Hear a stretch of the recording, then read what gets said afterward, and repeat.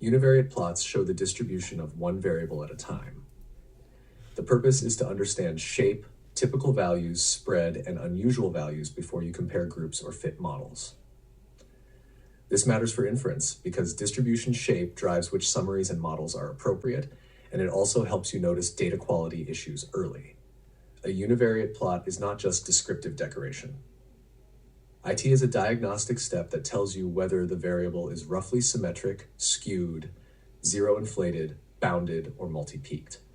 For example, a histogram can reveal a long right tail in costs, a spike at 0 in counts, or a pileup near 100% in a compliance measure. Another example is that a bar chart can reveal unexpected categories, such as misspellings that became separate categories. A third example is that a box plot can reveal outliers that need review, such as impossible values or unit errors. For continuous variables, histograms are often the best starting point because they show the full distribution and make skewness visible. A histogram shows how many observations fall into each range of values, which helps you see whether the data look normal-like, right-skewed, left-skewed, or multi-peaked. Examples include plotting age to see whether the sample is concentrated in certain age ranges, plotting wait time to see whether most waits are short with a few very long waits, and plotting cost to see whether a small number of extreme costs dominate the tail.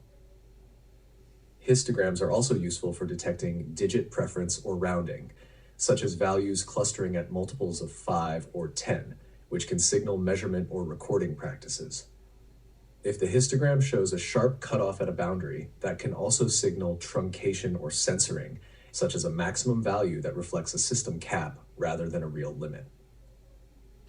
The key is that the histogram helps you decide whether mean and standard deviation are meaningful or whether median and percentiles are more appropriate. For categorical variables, bar charts are the standard univariate plot because they show counts or percentages by category. Bar charts are especially useful for quickly detecting category fragmentation such as NY, New York, and NY, being treated as separate groups or unknown and blank appearing as separate categories.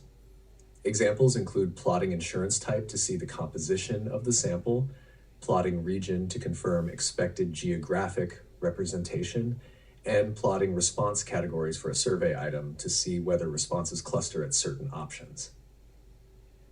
Bar charts can be displayed as counts when you want to show workload or volume, or as percentages when you want to compare composition across categories.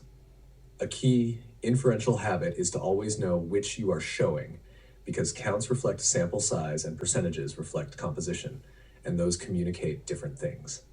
For binary variables, a bar chart is still appropriate, but the plot is usually a simple 2-bar display for no versus yes. The main value is confirming prevalence and detecting unexpected coding. For example, if a binary variable is supposed to be mostly no, but the bar chart shows almost all yes, that might signal a coding inversion where 1 and 0 were flipped. Another example is spotting that unknown or refused values were accidentally coded as no, which can artificially lower the event rate. A third example is that a bar chart can reveal large missingness if you include missing as its own bar. Even though the plot is simple, IT is a fast way to verify that the variable behaves like a binary should. Box plots and violin plots summarize the distribution of a continuous variable using a compact visual. A box plot shows the median, interquartile range, and a rule-based representation of potential outliers. It is especially useful when you need a quick summary of spread and potential extreme values. Examples include using a box plot for wait times to highlight the long upper tail, using a box plot for costs to show that most values are low with a few very high values, and using a box plot for lab values to identify implausible extremes that might be unit errors. Violin plots add information by showing the density shape, which helps when distributions are multi-peaked or when you want more detail than a box plot provides. In practice, violin plots are most useful when sample sizes are moderate to large because density shape becomes unstable in very small samples. Both plot types are good for spotting skewness and outliers, but they do not replace a histogram when you need to see exact distribution structure. For count variables, univariate plots often need small adjustments because counts can be heavily zero-inflated. A histogram can still work, but it may need narrower bins or a focus on small count values to avoid a plot dominated by the 0 bar.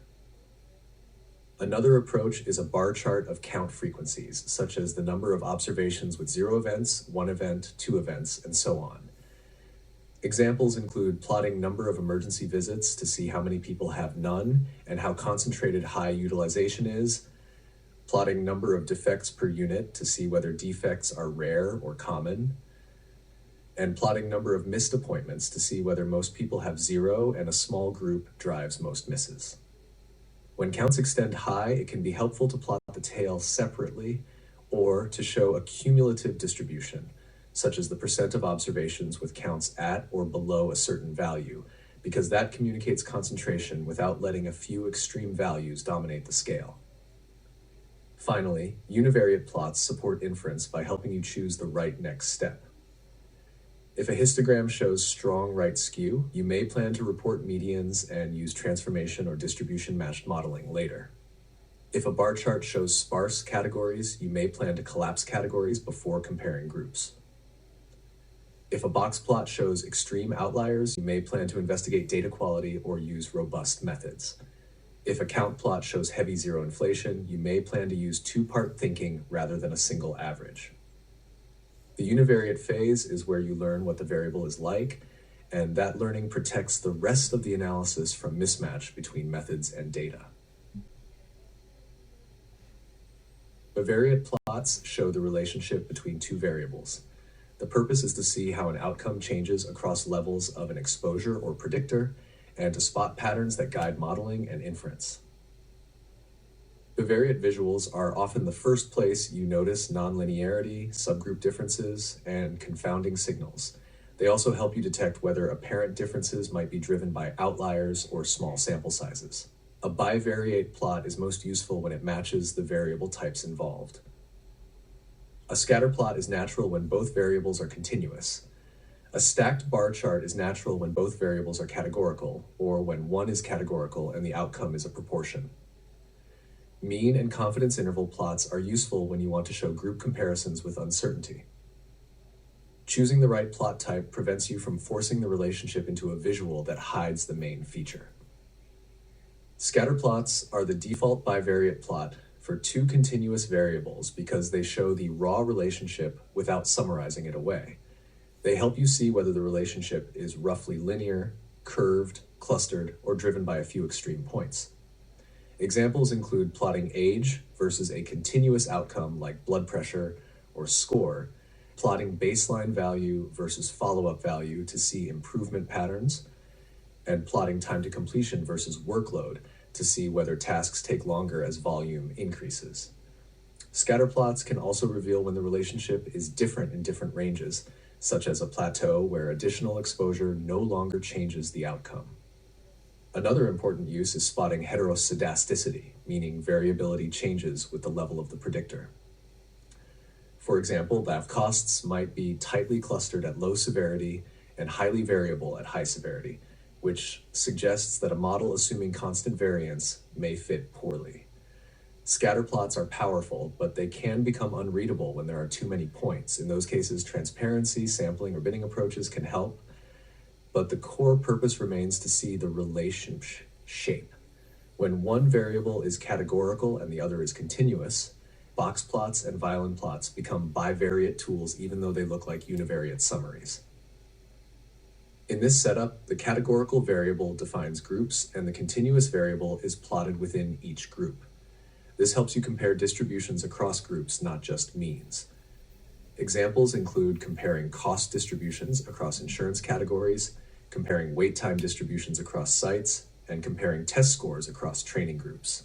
A box plot makes median differences and spread differences visible, while a violin plot adds distribution shape, which can reveal multi-peaked patterns within groups. This matters for inference because two groups can have the same mean but very different distributions, and that can change how you interpret equity, tail risk, or operational burden. It also highlights outliers by group, which can signal either true extremes concentrated in certain settings or data quality issues localized to a specific source. When both variables are categorical, stacked bar charts or grouped bar charts are often the most interpretable choice. A grouped bar chart shows side-by-side bars for categories, which is good for comparing counts or percentages across groups. A stacked bar chart shows composition within each group, which is good for seeing how category distributions differ across groups. Examples include showing the distribution of outcome categories across regions, showing the composition of insurance types within different sites, or showing the distribution of severity categories across exposure groups. The inferential value is that these plots show association patterns at a glance and can reveal when differences are driven by category mix rather than overall volume. A key detail is whether you are plotting counts or percentages. Counts show workload and sample size, while percentages show composition. Both can be useful, but they should not be confused because a group can have a large count but a small percentage and vice versa. Mean and confidence interval plots are especially useful for inference because they show a point estimate and uncertainty in a compact, scan-friendly way. These plots are common when the outcome is continuous and you want to compare group means, or when the outcome is a proportion and you want to compare group proportions. Examples include plotting mean outcome by group with error bars representing a confidence interval, plotting mean change from baseline by group with confidence intervals, and plotting proportions by group with confidence intervals. The confidence interval communicates that estimates from small samples are less certain and helps prevent overinterpretation of small differences. This is particularly important when comparing many groups at once, such as multiple sites or multiple regions, because some differences will occur by chance alone. Mean and confidence interval plots work best when accompanied by the underlying sample size or when the plot is paired with a table showing denominators, chi, because uncertainty depends strongly on sample size. Bivariate plots can also be adapted to rate outcomes and person-time thinking. A simple way is to plot rates by group with confidence intervals, making the denominator visible either in labels or in a separate column. Examples include plotting events per 100 person years by subgroup, plotting incidents per 100,000 hours worked by worksite, and plotting service utilization per person month by program group. These visuals support inference because they compare event frequency on a common scale. Without the rate structure, comparing raw counts can be misleading when exposure time differs. Adding confidence intervals helps remind the reader that rates based on small event counts are unstable, which is common in subgroup rate charts. A common bivariate visualization challenge is confounding, where a third variable influences the relationship you are viewing. Bivariate plots can hint at confounding when the relationship changes substantially after you look within strata of a third variable. For example, a scatter plot of outcome versus exposure might look strong overall, but if you color points by a key subgroup or baseline risk category, you may see that the relationship is largely due to subgroup differences rather than a within subgroup trend.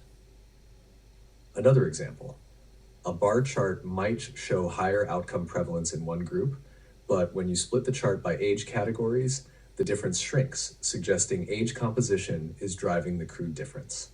A third example, a box plot comparing outcomes by site may show differences that disappear when you stratify by case mix. Bivariate plots are not a replacement for adjusted models, but they are a fast way to detect whether adjustment might be needed. Finally, bivariate plots can be designed to communicate comparisons without introducing misleading visual cues. Good practice includes using a consistent axis scale across groups, labeling clearly whether you are showing counts or percentages, and avoiding dual axes that imply relationships that are not real. It also includes choosing the right summary. For skewed outcomes, medians and percentile bands may communicate better than means and standard deviations. For example, instead of plotting mean cost with confidence intervals, you might plot median cost with percentile intervals if the distribution is extremely skewed. Instead of plotting mean wait time, you might plot the 90th percentile of wait time if tail performance is the concern. Choosing the plot that matches the data and the decision need is what makes bivariate visualization truly support inference. Time series plots show how a measure changes across time, such as by day, week, month, quarter, or year. The purpose is to understand trends, sudden shifts, seasonality, and irregular spikes in a way that supports inference about what might be changing. Time series visualization is not only about drawing a line, it is about defining the time unit, keeping denominators consistent, and separating true change from noise, reporting artifacts, or changes in data capture. Examples include plotting monthly rates of an outcome, quarterly program completion rates, weekly counts of events, or yearly standardized rates. Another example is plotting workload measures like volume processed per week, which can show operational strain. A third example is plotting the percent missing for a key variable over time, which can reveal when a system change affected data completeness. A foundational decision is choosing the time unit and aligning it with how the process actually operates. Some phenomena change slowly and are better shown annually or quarterly, while others fluctuate rapidly and require weekly or daily views. If you choose a time unit that is too fine, the plot becomes noisy and it is easy to overinterpret random variation. If you choose a time unit that is too coarse, you can hide important shifts and seasonal effects. Examples include annual rates for outcomes that are relatively rare, where monthly lines would be dominated by small number noise, and weekly operational measures for staffing and throughput, where monthly aggregation could hide recurring patterns. Another example is using quarterly reporting for surveys or program measures that are naturally collected at certain intervals. A third example is that some measures have built-in seasonal timing, such as school year patterns, which may be better displayed by school year rather than calendar year. Seasonality means there are predictable patterns that repeat over the same period, such as yearly cycles, monthly cycles, or day-of-week effects. Time series visualization helps you detect seasonality by showing repeated peaks and dips at similar points in each cycle. Examples include higher counts in certain months due to seasonal disease patterns, higher service utilization during certain times of year, or operational delays during holiday periods. Another example is a weekly seasonality pattern where volumes rise on certain days and fall on others. A third example is fiscal or programmatic seasonality, such as budget cycles or enrollment cycles that affect participation. Recognizing seasonality is important for inference because an apparent increase from one month to the next might be a normal seasonal shift rather than a meaningful change in underlying risk or performance. Time series plots should be designed with denominator awareness because time series comparisons can be distorted when the population at risk changes across time. This is where rates often matter more than counts. For example, if the number of eligible individuals increases over time, raw counts may rise even if the rate is stable. Another example is that if follow-up time changes because of enrollment fluctuations, event counts may change even if event rates per person time are constant. A third example is that program participation can vary seasonally, so completion counts may vary, but completion percentage might remain stable. A time series of rates, or a paired display of counts and denominators, helps keep interpretation grounded. It also helps you see whether a spike is driven by increased volume or increased risk. Smoothing and uncertainty visuals can help time series support inference without overselling noise. Simple approaches include moving averages, rolling means, or plotting both the raw series and a smoothed series. The purpose is to reveal the underlying pattern while still showing variability. Examples include a 3-month moving average for monthly rates to reduce random fluctuation, or a 7-day moving average for daily counts to reduce day-of-week noise. Another example is adding uncertainty bands or confidence intervals when plotting rates, especially when numerator counts are small and variability is high. A third example is using control chart concepts where you compare observed values to expected ranges, which can help identify unusual spikes that are unlikely to be due to chance. The key is that smoothing should never hide important structural breaks or data quality problems, so it should be used carefully and transparently. Time series visualization is also a strong tool for detecting structural breaks and data system changes. A structural break is a sudden shift in the level or pattern that may reflect a real change in the underlying process or a change in measurement. Examples include a sharp jump after a policy change, a sudden drop during a system outage, or a change in trend after a new workflow was implemented. Another example is a step change in a rate after new coding guidance was introduced, which might reflect documentation changes rather than true incidence changes. A third example is a gradual trend shift that aligns with population composition changes, such as an aging population affecting crude rates. Time series plots should often be read alongside metadata, such as extraction dates, code version changes, or program milestones, because inference depends on distinguishing real effects from measurement artifacts. Seasonal patterns can be visualized in multiple ways beyond a basic line plot. One approach is to overlay multiple years on the same seasonal axis, such as plotting each year's monthly pattern with separate lines, which makes repeating seasonality more obvious. Another approach is to use seasonal subseries plots, which group all Januaries together, all Februaries together, and so on, to show how each month behaves across years. A third approach is to use heat maps, such as month by year colored by rate, which makes it easy to see seasonal stripes and multi-year shifts. These visuals are especially helpful when you suspect both trend and seasonality, because they reduce the cognitive load of interpreting a single long line. They also support inference by showing whether changes are persistent across seasons or concentrated in one seasonal period. Finally, time series plots can support causal thinking when they are paired with careful design choices. One design choice is to mark key intervention dates or system changes on the plot so the reader can see timing relationships.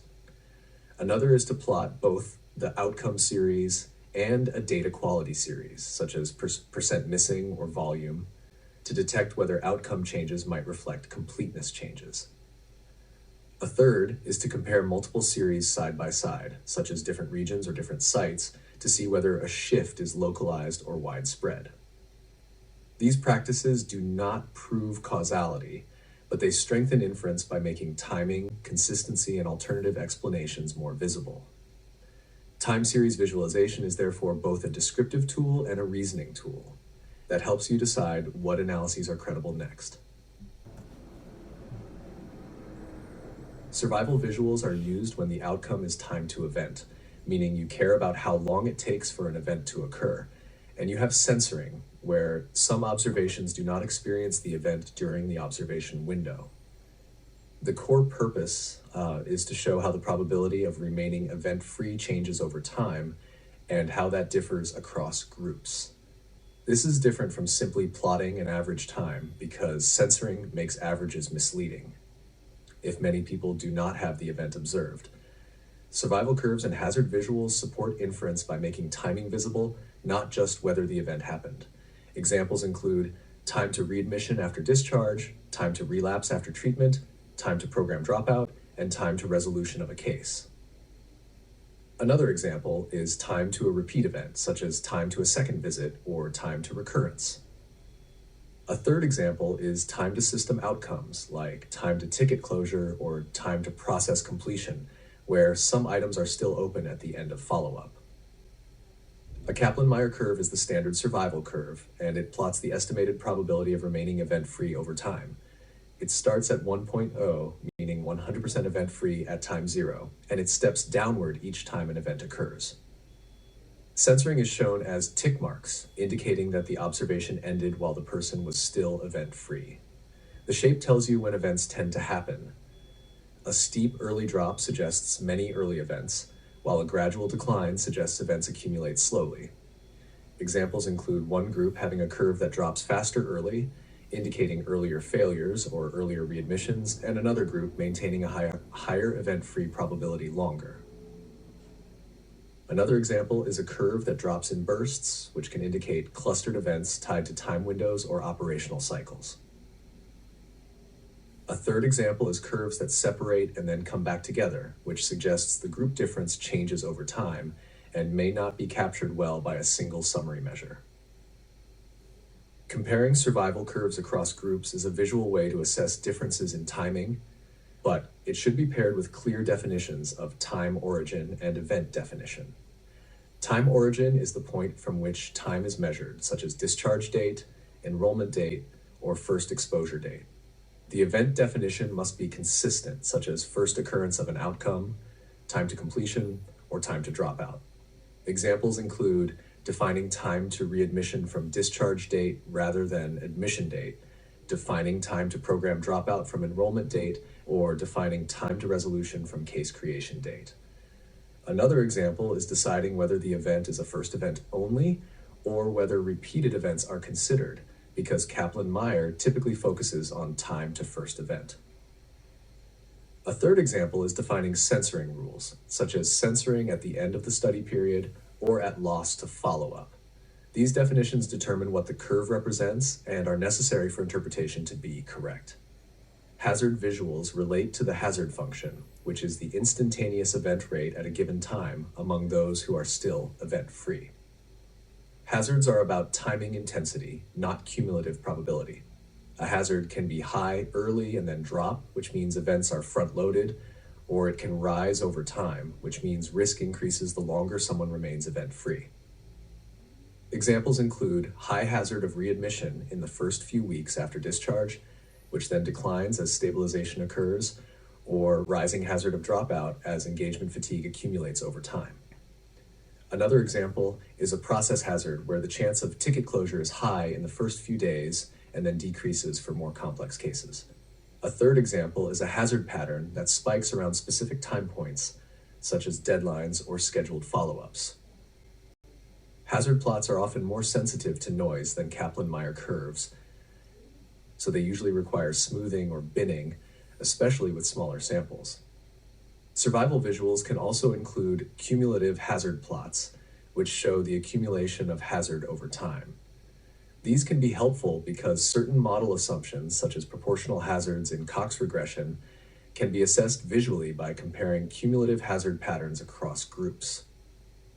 If the relationship between groups changes over time, curves may not be roughly parallel in the way proportional hazards would suggest. Examples include one group having much higher early hazard, but similar later hazard, which can violate proportional hazards.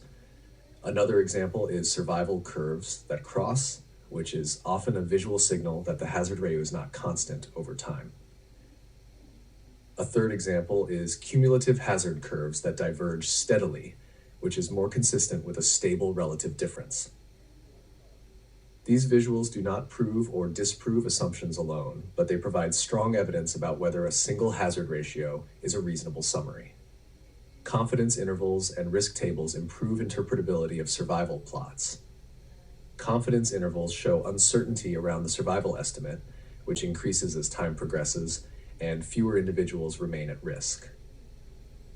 Risk tables show how many individuals are still under observation and event-free at each time point.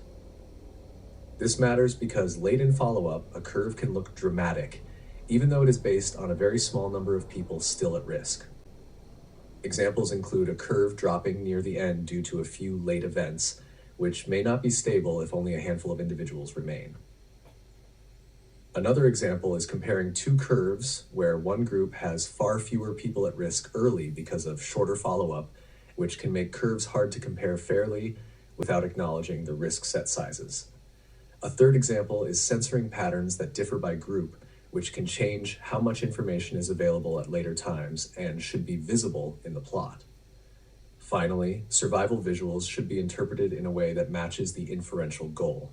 If you care about early risk, you should focus on early time windows and early separation of curves. If you care about long-term outcomes, you should focus on later survival probabilities, but only where there is enough information in the risk set. If you care about comparing groups, you should look at both the curve separation and the confidence intervals, and consider whether curves cross or whether differences appear time-dependent. Examples include focusing on 30-day event-free probability for short-term operational goals, focusing on 6-month event-free probability for medium-term program outcomes, and focusing on median time to event when it is estimable and meaningful. The most important habit is to translate the curve into statements like, by time t, about X% have experienced the event, while remembering that censoring means not everyone was observed for the full time period.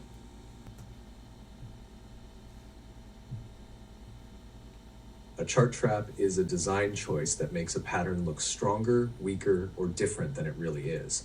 These traps matter for inference because people often trust a visual more than a table, so a misleading chart can steer interpretation even when the underlying numbers are correct. Many traps are unintentional and happen when a chart is built quickly, without considering denominators, scale, uncertainty, or data structure. The goal is not to make perfect art. The goal is to make a visual that tells the truth about the data and makes the relevant comparisons easy.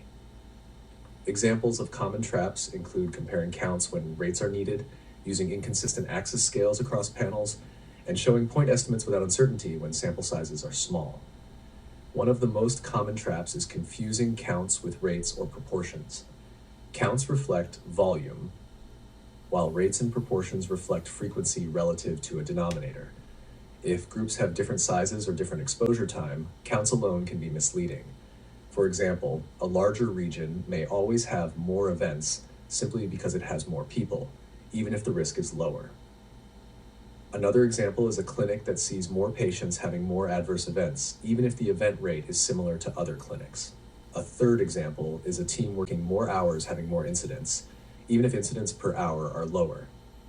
A safe habit is to decide what the chart is meant to support. Burden planning often needs counts, comparison often needs rates, and you can show both, but you should label them clearly and not let one masquerade as the other. Axis manipulation is another major trap. If the y-axis does not start at 0 in a bar chart, small differences can look dramatic. If the y-axis ranges differ across panels, comparisons across panels become visually invalid because the same vertical distance represents different magnitudes. For example, two line charts on separate panels can look like they have the same trend, but one may represent a much larger change because its axis is scaled differently. Another example is truncating the y-axis on a bar chart, so a 2 percentage point difference looks like a huge gap. A third example is using a log scale without clearly labeling it, which changes how differences are perceived because equal distances represent multiplicative differences. Avoiding this trap means using consistent axis ranges across comparable panels, starting at 0 for bar charts unless there is a strong reason not to, and labeling any transformed scale clearly. Overplotting and hidden sample size is a trap that shows up in scatterplots, time series, and subgroup charts.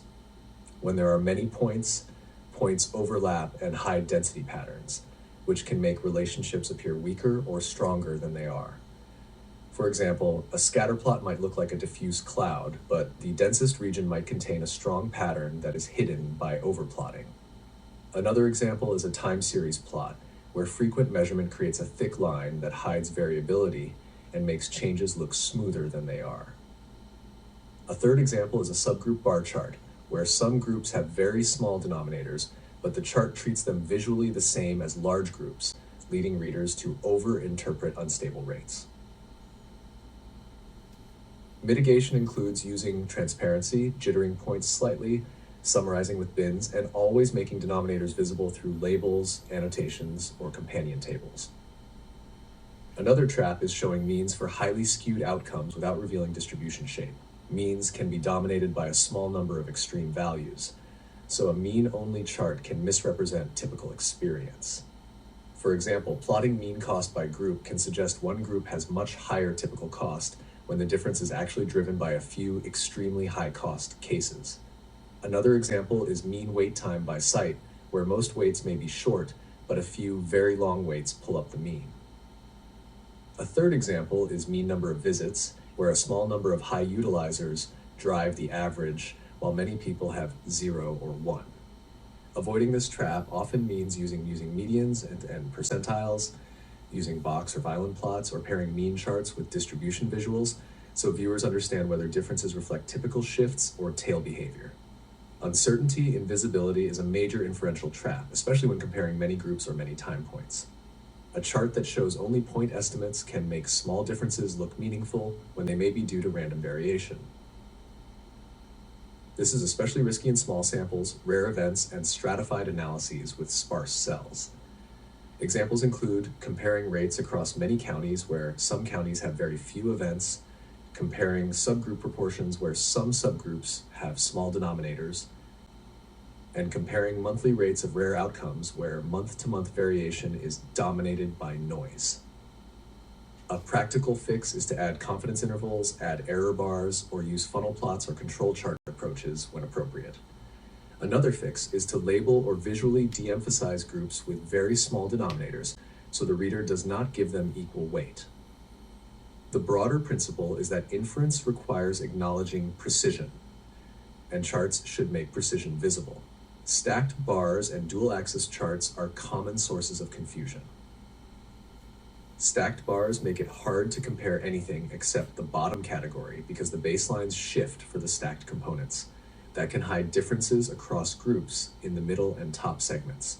For example, if you want to compare category composition across sites, a 100% stacked bar chart can be useful, but only if the goal is composition, not absolute volume. Another example is that stacked bars of counts can confuse viewers who want proportions because changes can be driven by volume rather than composition. Dual-axis charts are risky because they imply relationships between two variables that may be artifacts of scaling, and viewers can misread alignment as correlation. A safer approach is to use separate panels with shared time axes, or to standardize scales, or to use clear annotations and separate legends so the viewer understands what each element represents. Finally, a trap that often appears in practice is mixing definitions across charts, which creates apparent differences that are definition artifacts. For example, a rate trend might use a denominator of all eligible individuals in one chart and a denominator of observed individuals in another chart, leading to inconsistent percentages. Another example is changing category definitions over time, such as collapsing categories differently across reports, which can create false trend breaks. A third example is changing inclusion criteria, such as adding a site or excluding a subgroup, which can shift the overall rate even if subgroup rates are stable. Avoiding this trap means keeping a stable metric definition, keeping stable coding conventions, and labeling any definition changes clearly with dates. It also means using consistent titles that state the numerator, denominator, and time window, so the viewer can interpret the chart without guessing.